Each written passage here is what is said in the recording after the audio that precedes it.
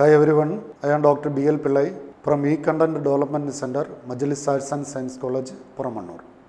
आज मैं कालिकट विश्वविद्यालय के 4th semester BA BSc common paper के अंतर्गत आने वाली एक कहानी का नाम है अपराध। कहानीकार श्री उदय प्रकाश। इस कहानी के बारे में आपसे कुछ बातें बताना चाहता हूँ। इस अध्ययन के पश्चात आप श्री उदय प्रकाश के कहानी के बारे में, उसकी भाषा शैली के बारे में और वैसे मनोविज्ञान, उसे इंग्लिश में साइकोलॉजी कहते हैं, एक कहानी में जैसे प्रस्तुत किया गया है इसके बारे में जानकारी अवश्य प्राप्त करेंगे। अपराध श्री उदय प्रकाश का विख्यात कहानी है। उदय प्रकाश हिंदी साहित्य के सुप्रसिद्ध कहानीकार, पटकथाकार और वैसे उपन्यासकार, निबंधकार, कवि आदि विविध रूपों में जाने जाते हैं। उदय प्रकाश का जन्म 1 जनवरी 1952 को मध्य प्रदेश के शहडोल जिले के सीतापुर नामक गांव में हुआ था। उदय प्रकाश हमारे सिनेमा जगत में जाने माने वाले व्यक्ति है और वैसे उदय प्रकाश के कृतियाँ, वो कहानी हो, उपन्यास हो, कोई भी हो, आज भी चर्चित है। पारिवारिक जीवन से संबंधित विषयों को उदय प्रकाश अपनी कहानियों के विषय वस्तु बना दिया है। वैसा एक कहानी है अपराध भी। इसमें 2 भाइयों के जीवन के माध्यम से हमारे बचपन में घटित होने वाले घटनाओं की, जिसमें छोटी छोटी बातें हैं, फिर भी जीवन को आग के समान, जीवन को संकीर्णता पर डालने वाले विषयों की ओर हमारे ध्यान खींच लेता है। उदय प्रकाश के अपराध नामक कहानी में 2 भाइयों के जीवन की बीच आई हुई कुछ घटनाएं चित्रित किया गया है। इसमें छोटे भाई और बड़े भाई है और छोटे भाई से 6 साल बड़े थे बड़े भाई ही नहीं, उस गांव के सारे लड़के छोटे भाई से 6 साल बड़े थे। तात्पर्य है कि उस गांव में छोटे भाई के आयु वाला केवल छोटे भाई ही थे, बाकी सब बड़े थे। और बड़े भाई जन्म से अच्छा लड़का था और राजकुमारों का जैसा लगता था, अच्छा सौंदर्य था बड़े भाई को। हर वक्त बड़े भाई अपने छोटे भाई को अपने साथ खेलने के लिए ले जाते थे। हर वक्त छोटे भाई बड़े भाई के संरक्षण में, उसके उत्तरवादित्व अथवा रेस्पॉन्सिबिलिटी में रहते थे। बड़े भाई अपाहिज थे और कारण है कि एक पोलियो बनकर उसके एक पैर पर अपाहिज यानी लंगड़ापन हो चुका था और पोलियो के कारण सीधे साधे चलने को बड़े भाई को नहीं होता था। फिर भी वो उस गांव में ही नहीं, चारों गांवों में अच्छे तैराक थे, हाथ से ईंट काट दे सकते थे और हाथ से नारियल खुला देते थे।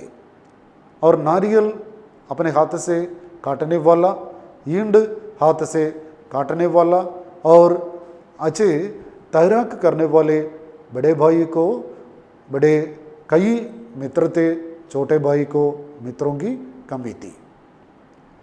वैसे एक दिन खुली हवा में छोटे भाई ने बड़े भाई के साथ खेलने के लिए मैदान की ओर गए थे। सारे बच्चे एक होकर खेलते थे। हर दिन खेलते समय बड़े भाई अपने छोटे भाई को अपनी पाली यानी अपने ग्रुप में भाग लिया करता था, क्योंकि अपने छोटे भाई दूसरे बच्चों के द्वारा खेल में पराजित हो जाए, यह बड़े भाई को असहनीय था। अपने छोटे भाई को किसी दुख कष्ट देखना बड़े भाई न सकता था, किंतु छोटे भाई होने से अथवा 6 साल छोटा होने से आज कड़बल खेलते समय छोटे भाई और बाकी छोटे भाई को बाकी लड़कों ने वो खेल से निकाल कर दिया था। बड़े भाई खेल के आरंभ में, कड़बल खेलने के आरंभ में बड़े मजा से खेलते थे, किंतु खेल के आरंभिक समय में वह परास्त होते जा रहे थे। बड़े भाई दुखी थे और वे अच्छे मजाक के साथ आगे खेलता था। आज अब विजय की ओर जा रहे थे और छोटे भाई को छोड़ दिया था। निराशावान पश्चातापी छोटे भाई एक छोटा सा लकड़ी का टुकड़ा लेकर अलग हो चुके थे। अपने बड़े भाई अपनी ओर दृष्टि तक नहीं डालते थे। यह दुख छोटे भाई के मन पर थे। निराशा और दुख भरा हुआ मन वाला छोटे भाई अपने हाथ का वह डबल एक बड़े पत्थर पर फेंक फेंक कर स्वयं खेल जाते थे। अचानक छोटे भाई के हाथ का वो डबल पत्थर पर टकराकर सीधे उसके माथे पर आकर पड़ा। माथा गिरा और माथा गिर कर फूट कर खून बहने लगे और रो कर छोटे भाई अपने घर की ओर दौड़ने लगे। बड़े भाई उसके पीछे पीछे दौड़े, किंतु अपाहिज होने से सीधे साधे अपने छोटे भाई के पीछे दौड़ने के लिए बड़े भाई को नहीं हुआ था। और बड़े भाई घर पहुंचने से पहले छोटे भाई घर पर पहुंच दिया। उसके माथा फूटकर खून बह रहे थे और वे घर पर पहुंचकर अपनी माता जी से कहा कि बड़े भाई ने खड़बल से माथा पर चोट लगाया और बड़े भाई की क्रूरता के परिणाम स्वरूप यह चोट हुआ था। माताजी रोने लगे। पिताजी आया। पिताजी ने देखा अपना छोटा लड़का जो खून से लथपथ है, उसका पूरा पोशाक यानी कपड़ा खून से लथपथ हो चुके थे और वो वृद्ध हो चुके थे। इतने में बड़े भाई घर के आंगन पर पहुंच दिया। पिताजी ने क्रोधावेश में बड़े भाई को पकड़ लिया। अपने हाथ के लकड़ी से खूब उसे पीटने लगे, मारने लगे और बार बार मारते समय दुखी होकर निरपराधी और निष्कलंक बड़े भाई छोटे भाई की ओर देख रहे थे। वो याचना करते थे कि अरे छोटे भाई सच कह दो, मैं निरपराधी हूँ, इस अपराध मेरे ऊपर डालकर मुझे इस प्रकार क्रूरता के साथ क्रूर रूप में न मारे। किंतु तब छोटे भाई सच कहने के लिए तैयार नहीं होता था। अगर छोटे भाई सच कहता तो पिताजी उसे भी मारेंगे। इस डर से छोटे भाई सच कहने के लिए तैयार नहीं हुए।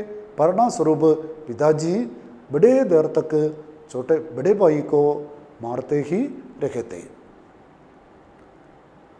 एक घटना घटित होने के पश्चात कई साल बीत चुके। असल में बड़े भाई निर्दोषी थे। वो अपने छोटे भाई के प्रति हर वक्त हर क्षण दया ही, अनुकंपा ही या सहानुभूति ही और वैसे अपना उत्तरवादित्व ही प्रदर्शित किया था। फिर भी निरपराधी होकर भी बचपन में अपराधी सिद्ध हुए। यही भी नहीं, पिताजी की ओर से खूब मारा भी यानी पीट भी खाया। और अब वर्ष गुजर जाने के पश्चात बड़े भाई के मन से यह घटना, बचपन की एक घटना छूट गए अथवा निकल गए। किंतु छोटे भाई बड़े होने के बाद भी अपने बचपन की यह घटना वो हट नहीं गया। आज भी छोटे भाई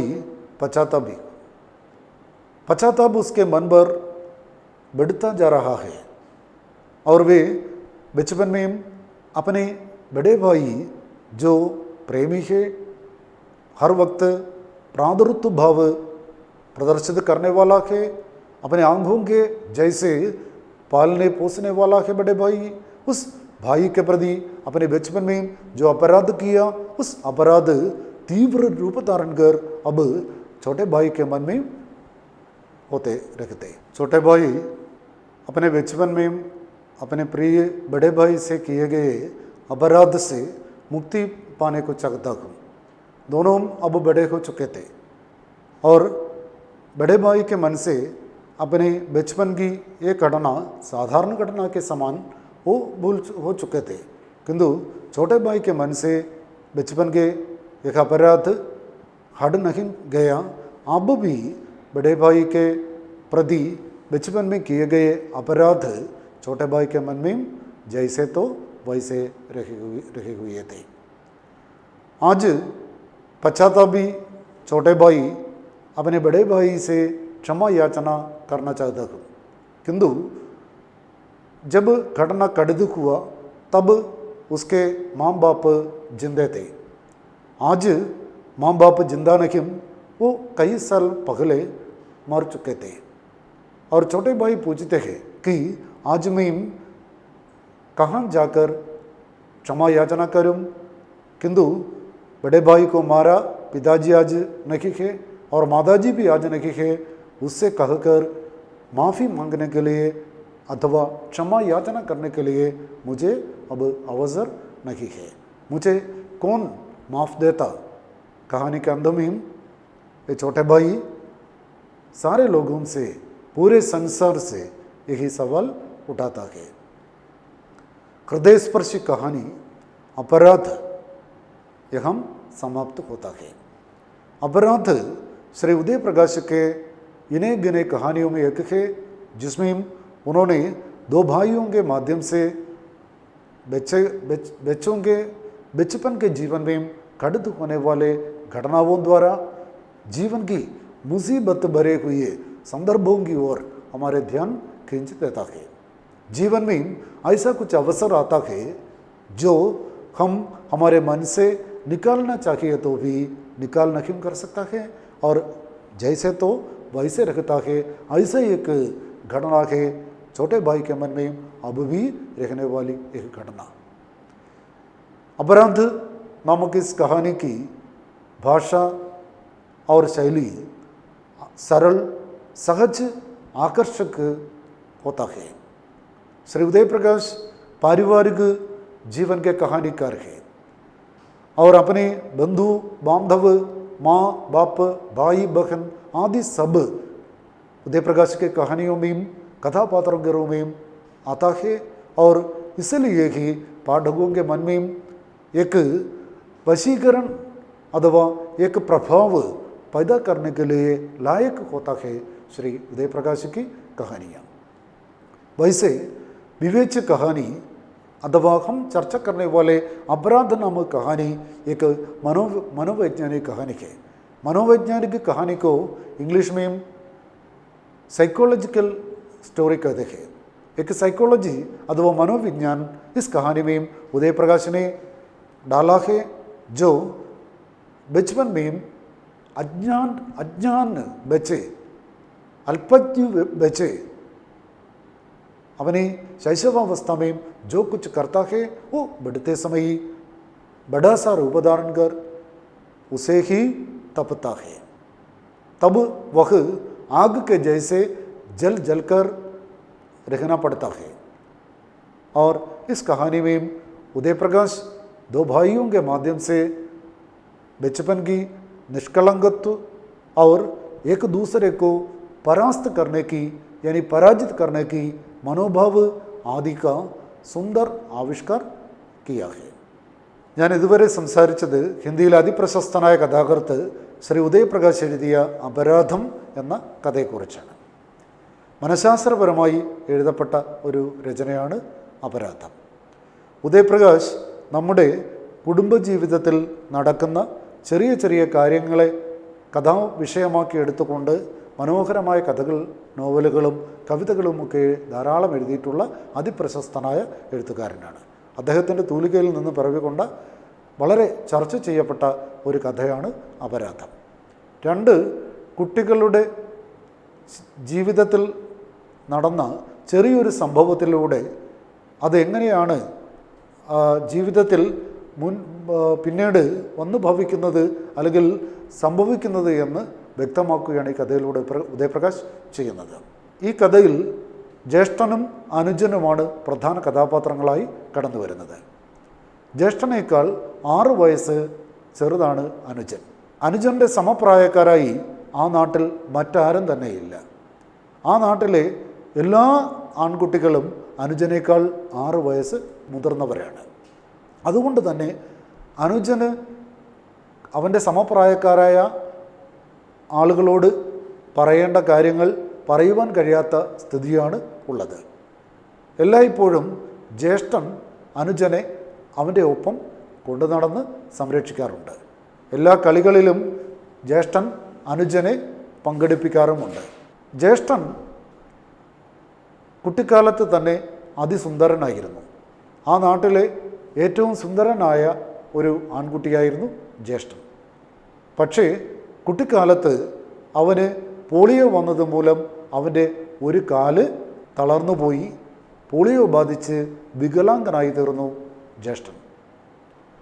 അതുകൊണ്ട് തന്നെ അനുജനോട് പ്രത്യേക മമത എപ്പോഴും ജ്യേഷ്ഠൻ വച്ച് പുലർത്തിയിരുന്നു. അനുജനെയും കൊണ്ടാണ് ജ്യേഷ്ഠൻ എപ്പോഴും കളിക്കുവാൻ മൈതാനത്തിലേക്ക് പോയിരുന്നത്. ആ നാട്ടിലെ എല്ലാ ആൺകുട്ടികളും ഒന്നിച്ച് കളിക്കുന്നതിനിടയിൽ അനുജൻ മറ്റ് കുട്ടികളുടെ ഗ്രൂപ്പിൽ പെടാതിരിക്കാൻ ജ്യേഷ്ഠൻ എപ്പോഴും ശ്രദ്ധിച്ചിരുന്നു. മറ്റു കുട്ടികളിലൂടെ തൻ്റെ അനുജൻ പരാജയപ്പെടുന്നത് കാണുവാൻ ജ്യേഷ്ഠൻ ഒരിക്കലും ആഗ്രഹിച്ചിരുന്നില്ല. പല സന്ദർഭങ്ങളിലും അനുജൻ തോറ്റുപോകുന്ന ഘട്ടങ്ങളിൽ അവന് വേണ്ടി മനഃപൂർവ്വം ജ്യേഷ്ഠൻ തോറ്റ് കൊടുത്തിരുന്നു. നാട്ടിലെ ഏറ്റവും അറിയപ്പെടുന്ന നീന്തൽക്കാരനായിരുന്നു അംഗപരിമിതനായ ഈ ജ്യേഷ്ഠൻ. മാത്രവുമല്ല, പഞ്ചഗുസ്തി മത്സരത്തിൽ ആ നാട്ടിലും തൊട്ടടുത്ത ഗ്രാമങ്ങളിലും ജ്യേഷ്ഠനെ പരാജയപ്പെടുത്തുവാൻ മറ്റാരും തന്നെ ഉണ്ടായിരുന്നില്ല. വികലാംഗനായിരുന്നുവെങ്കിലും ജ്യേഷ്ഠൻ കൈകൊണ്ട് തേങ്ങ പൊളിക്കുകയും ഇഷ്ടിക ഇടിച്ച് പൊട്ടിക്കുകയും ചെയ്തിരുന്നു. ശക്തി കൊണ്ടും സൗന്ദര്യം കൊണ്ടും മുൻപന്തിയിലായിരുന്നു ജ്യേഷ്ഠൻ. ആ ജ്യേഷ്ഠൻ തൻ്റെ അനുജനെ കണ്ണിലെ കൃഷ്ണമണി പോലെയാണ് സംരക്ഷിച്ച് വന്നിരുന്നത്. അങ്ങനെ ഇരിക്കെ ആകാശം തെളിഞ്ഞ് മഴ മാറി ആകാശം തെളിഞ്ഞ ഒരു ദിവസം എല്ലാ കുട്ടികളും മൈതാനത്ത് കളിക്കുവാൻ വേണ്ടി പോയി. ജ്യേഷ്ഠൻ തൻ്റെ അനുജനെയും കൊണ്ടാണ് കളിസ്ഥലത്തിലേക്ക് പോയത്. അന്ന് കളിക്കുന്ന കുട്ടികൾ ചെറിയവനായതുകൊണ്ട്, എല്ലാവരെക്കാളും 6 വയസ്സ് ചെറുതായതുകൊണ്ട് അനുജനെ ആ കളിയിൽ ഉൾപ്പെടുത്തിയിരുന്നില്ല. അനുജൻ ദുഃഖിതനായി. കളി ആരംഭിച്ചു. കുട്ടിയും കോലും കളിയാണ് അന്ന് അവിടെ നടന്നത്. നാടൻ കളിയായ കുട്ടിയും കോലും കളിയിൽ അതിൻ്റെ ആരംഭത്തിൽ ജ്യേഷ്ഠൻ പരാജിതനായി തീർന്നിരുന്നു. അപ്പോൾ ജ്യേഷ്ഠന് ആ പരാജയം അവൻ്റെ മുഖത്തും പ്രവൃത്തിയിലും കാണപ്പെട്ടു. അതുകൊണ്ട് തന്നെ അനുജനെ ശ്രദ്ധിക്കുവാൻ ജ്യേഷ്ഠന് കഴിഞ്ഞിരുന്നില്ല. ജ്യേഷ്ഠൻ അനുജനെ ഒഴിവാക്കിയിരുന്നു. എല്ലാ കുട്ടികളും അവനെ ഒഴിവാക്കിയിരുന്നു. കളിയിൽ ഉൾപ്പെടുത്താതെ ഒഴിവാക്കപ്പെട്ടതിനാലും എല്ലാവരാലും തഴയപ്പെട്ടതിനാലും ജ്യേഷ്ഠന് പ്രിയപ്പെട്ടവനല്ല താൻ എന്നൊരു തോന്നൽ അനുജൻ്റെ ഹൃദയത്തിൽ വന്നു ചേർന്നത് കൊണ്ടും അനുജൻ ദുഃഖിതനായി തീർന്നു. അവൻ ഒരു ചെറിയ കമ്പ് കുട്ടിയും എടുത്തുകൊണ്ട് മൈതാനത്തിനരികിലേക്ക് നടന്നു. അവിടെ ഒരു പാറയിൽ ആ കുട്ടി ആ ചെറിയ കമ്പ് സ്വയം എറിഞ്ഞുകൊണ്ട് അവൻ സ്വന്തമായി കളിച്ചു കൊണ്ടിരുന്നു.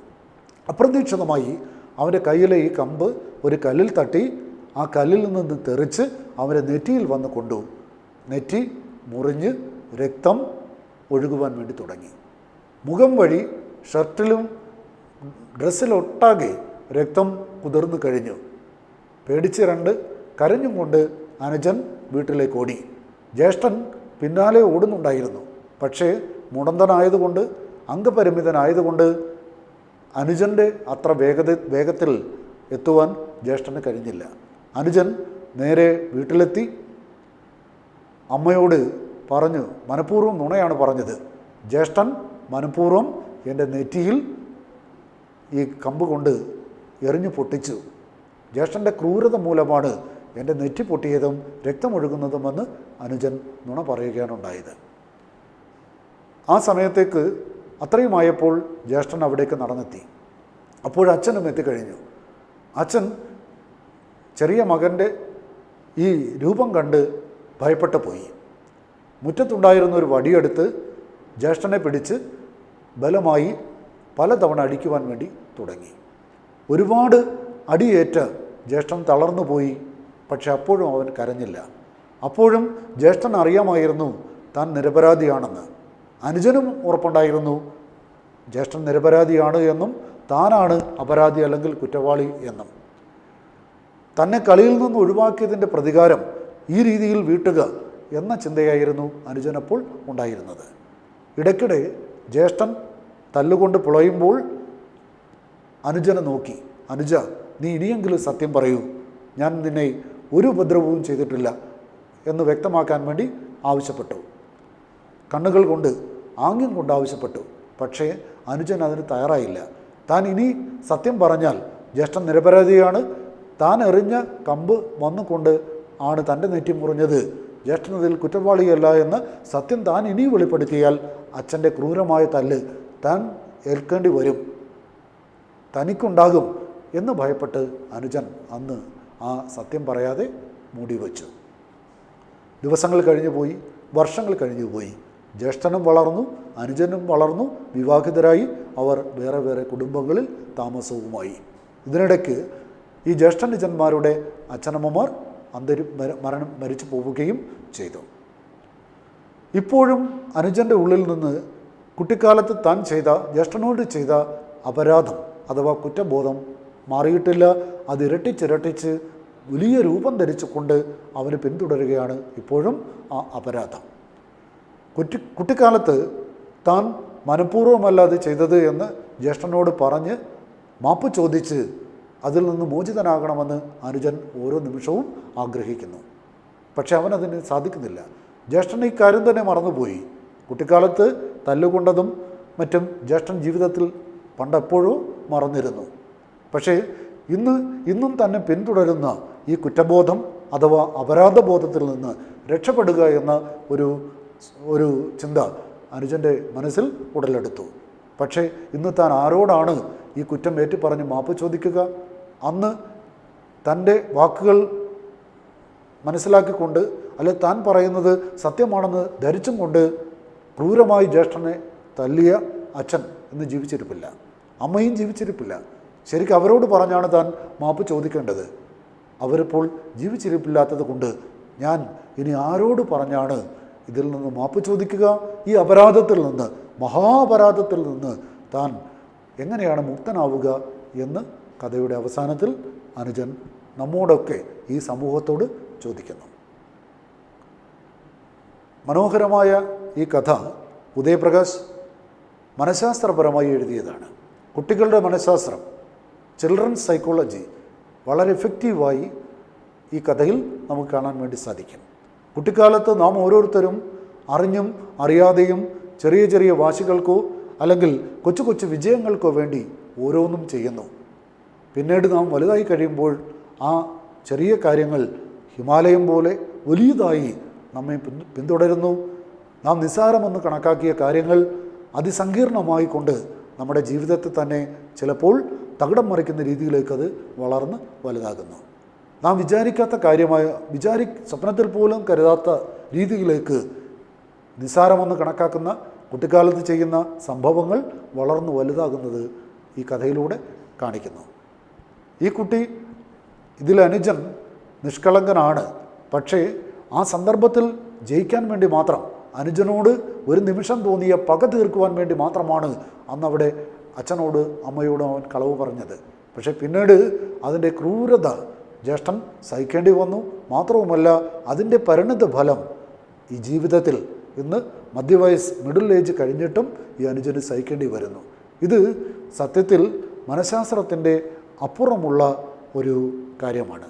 കുട്ടികൾ പലപ്പോഴും തങ്ങളുടെ വാദഗതികൾ അല്ലെങ്കിൽ തങ്ങളുടെ ആർഗ്യുമെൻറ്റുകൾ വിജയിച്ച് കാണുവാൻ കളവുകൾ അല്ലെ സാന്ദർഭികമായി ഉള്ള സംഭവങ്ങൾ അവതരിപ്പിക്കും. അത് ഏത് രീതിയിൽ പരിണമിക്കുമെന്ന് ഈ കഥ നമ്മോട് പറയുന്നു. മനോഹരമായ ഭാഷയും ആകർഷകമായ ശൈലിയും ഉദയപ്രകാശിൻ്റെ കൃതികളുടെ പ്രത്യേകതയാണ്. ഈ കഥയിലും ഈ ശൈലിയും ഭാഷയും നമുക്ക് കാണാൻ വേണ്ടി സാധിക്കും. ഞാൻ നിങ്ങൾക്കെല്ലാവർക്കും അപരാധമെന്ന ഈ കഥ, രണ്ട് കുട്ടികളുടെ കഥയിലൂടെ വലിയ പാഠം നമുക്ക് തരുന്ന ഈ കഥ നിങ്ങൾക്ക് എല്ലാവർക്കും ഇഷ്ടപ്പെട്ടെന്ന് കണക്കാക്കുന്നു. എല്ലാവർക്കും നന്ദി. സഭി ലോഗോങ്കോ നമസ്കാർ और धन्यवाद.